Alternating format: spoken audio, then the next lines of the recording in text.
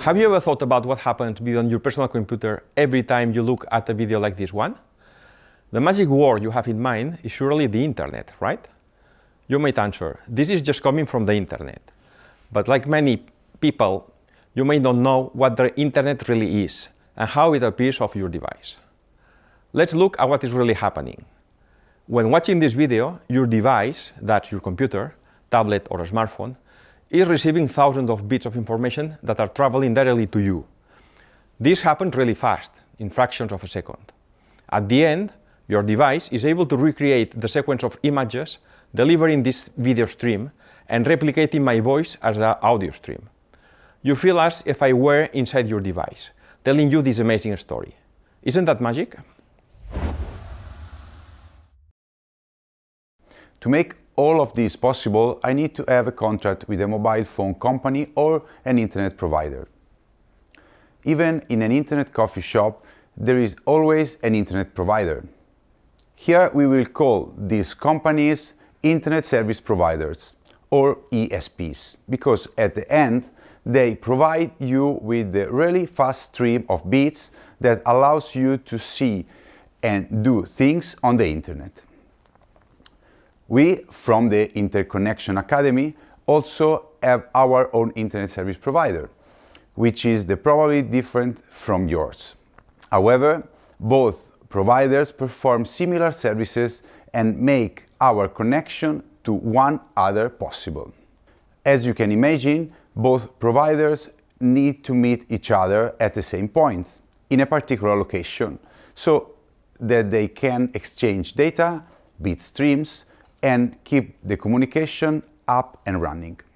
One way of doing this is by connecting to an IX, which stands for Internet Exchange, a crucial element in the whole Internet ecosystem, invisible to most of us and often completely unheard of for not experts.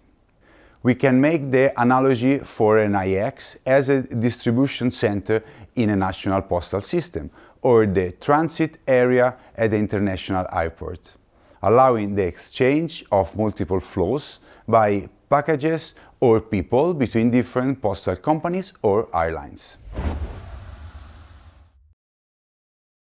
So, what is an IX?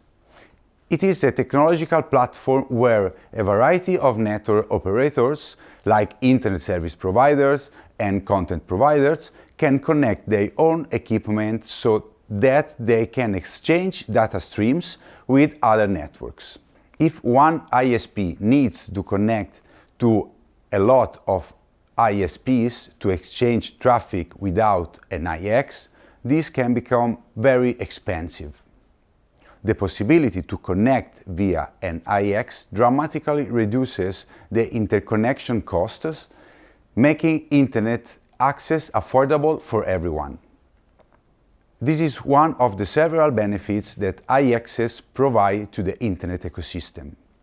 So how did this begin?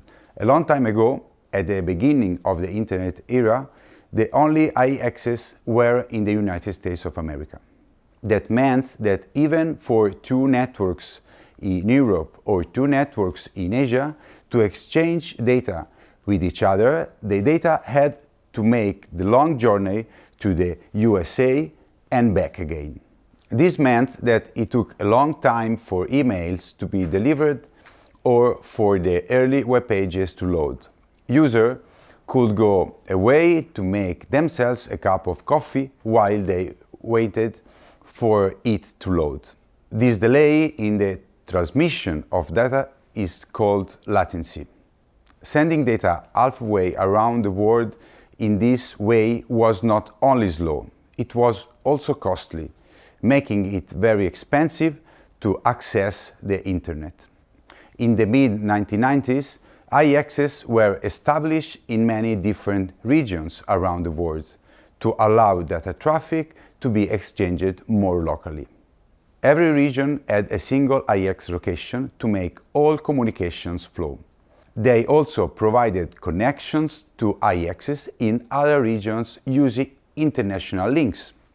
The continuous and fast expansion of the internet demanded the creation of many more IXs across each country.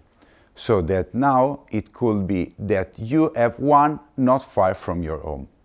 The result of having more high access is that data can be exchanged more locally, meaning the data pathways are shorter, which improves the performance of all internet communications.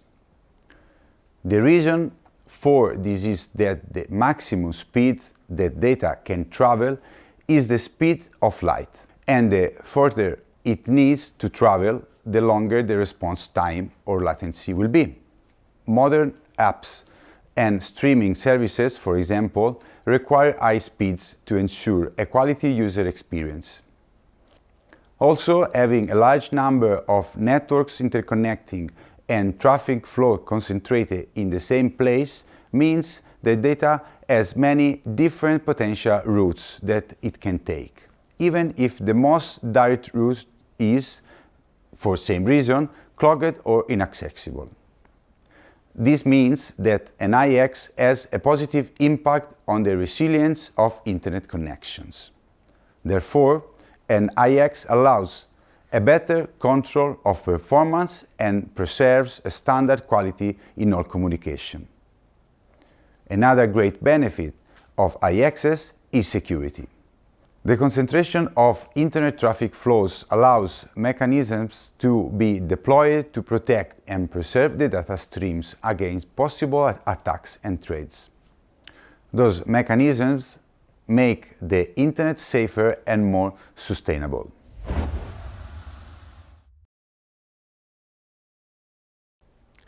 To conclude, IXs are expanding rapidly to keep pace with the growth and expansion of the internet.